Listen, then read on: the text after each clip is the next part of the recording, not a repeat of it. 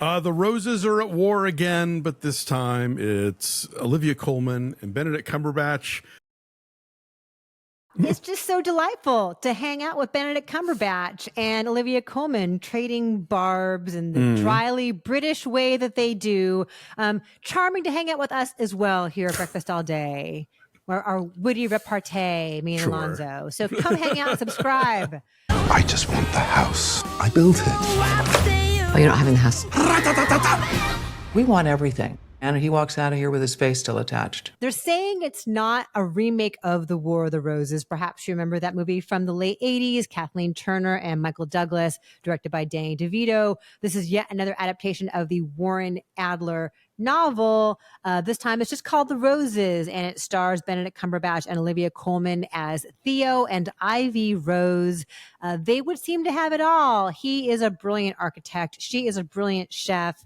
At some point, though, their fortunes kind of swap. They kind of flip-flop. Pivot, like yeah. he is the breadwinner for a long time. She's raising their kids.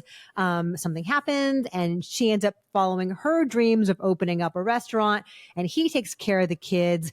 And who is on top and who is toiling away provides the basis of this like festering resentment between them. And they have, I think they're twins. The kids look like twins, right? I'm guessing, yes. They never say it. At some point they're supposed to be 13 and they're clearly like 17 years old, but whatever. Hi, Mom, we're 13. What are you talking about? So it's what happens and how this escalating tension, threatens to destroy their marriage and their family and everything that they have worked for in the Tony neighborhood of Mendocino, Cliffside, Mendocino. Go for the houses and the scenery and the crashing waves against the cliffs, if nothing else. Very symbolic crashing waves. Jay Roach directed this. You probably know him from the Austin Powers movies, and he did Game Change, that Sarah Palin movie. Tony McNamara wrote the script. Yes. Who you probably know from The Favorite and The Great and Poor Things, somebody who really has an ear for sharp and biting dialogue, like really clever, witty turns of phrase that are like deliciously evil and mean, and you wish you thought of them yourself, but you never will. And so this is the problem, is that it has these like clever barbs and the two of them can trade banter with impeccable timing, but you never truly feel that their marriage is in trouble because they have so much chemistry and they get along so beautifully. Even when they're fighting, there's a scene at a therapist's office early on, which you've probably seen in the trailer, which is a great example of how beautifully they bounce off of one another, effortlessly so. And because that chemistry is so delightful, you never feel like their marriage is truly in trouble and they're truly going to destroy each other. Yeah, this movie has a real failure of nerve, and it kind of reminded me of Downhill. Remember that really lame American remake of Force Majeure? Yes. Where it's like, let's take this nasty piece of work, this bitter, acrid comedy about people at their very worst and following their worst impulses, and soften it, because nobody wants to see that, and so it feels like this awkward pivot from like really brutal comedy to like, no, but deep down we still, and it's like, no, pick a lane movie. And what's great about DeVito's War of the Roses is that no holds are barred. Like they are going after each other with both, with I've got metaphors here, both barrels a blazing, whatever. And the movie doesn't compromise on that. And it doesn't like reassure you that, well, really they do love each other. I mean, even if they do in the original War of the Roses, they at least are more about the house that they're fighting over. And in this movie, the house just kind of feels like a bargaining chip. Like she never even really seems to like it, frankly. Right. And so, yeah, and you're right. The two of them have such chemistry that they don't ever play against it to seem like people that are genuinely at odds with each other. So you're left with this movie that has these funny exchanges and these memorable acting moments, but doesn't hold together as a comedy because they won't fully commit to the bit, and the bit is supposed to be mean. That's what makes this thing work. Yeah. And this just kind of feels like, well, people won't like it, and that's your first mistake to like. That is always going to lead you down the road to mediocrity, I think. Yeah, there's also a real problem with the supporting cast. Mm-hmm. Because you're supposed to believe that Andy Samberg and Kate McKinnon are married and they are their best friends. But I did not believe that marriage for a second. Kate McKinnon is dropped in from Saturday Night Live. Like, it's essentially the same persona she's had for so many things, where she's just like a little off and like a little too leering and a little too inappropriate and like omnisexual and coming on to everyone. And it's a totally different tone of comedy from what the film has established, and it's hugely distracting. And also, I enjoyed Allison Janney in one scene. That was pretty great. Yeah, she gets very prominent billing for what is essentially a cameo.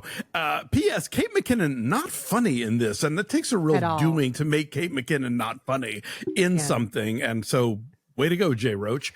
This doesn't hold together in any way. And so there are sort of, the kids exist to sort of be shunted off as quickly as possible. Cause like, again, you don't want to make audiences too uncomfortable with putting the kids in the middle of a really acrimonious divorce, so they're sort of like basically stripped of any real character.